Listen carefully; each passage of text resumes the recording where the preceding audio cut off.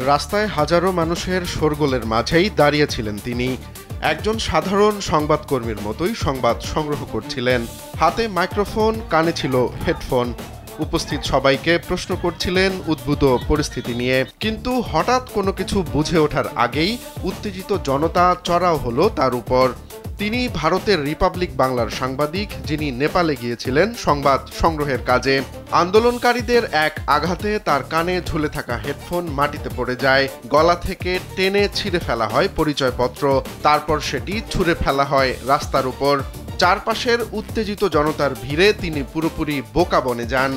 সাম্প্রতিক সপ্তাহগুলোতে নেপালে গণবিক্ষোভ তীব্র আকার নিলে প্রধানমন্ত্রী সহ দেশটির মন্ত্রিসভার বেশিরভাগ সদস্য পদত্যাগ করেন। অনেকেই পালিয়ে প্রাণ বাঁচান, অনেককেই হাতের কাছে পেয়ে গণধোলাই দেয় আন্দোলনকারীরা। ক্ষমতাসীনদের ব্যাপক দুর্নীতির অভিযোগ ওঠায় নেপালে আন্দোলনের সূচনা হয়। হামলার শিকার সাংবাদিকের বিরুদ্ধে অভিযোগ, তিনি আন্দোলনকারীদের উল্টোপাল্টা প্রশ্ন করছিলেন। আন্দোলন পরবর্তী ও আন্দোলনের সময় নেপালে সাংবাদিকদের ওপর হামলার ঘটনা এটাই প্রথম। এর আগে ভারতের যাদবপুরে রিপাবলিক বাংলার সাংবাদিকের ওপর চড়াও হয় স্থানীয় জনতা। তার বিরুদ্ধেও উল্টাপাল্টা প্রশ্ন করার অভিযোগ ওঠে।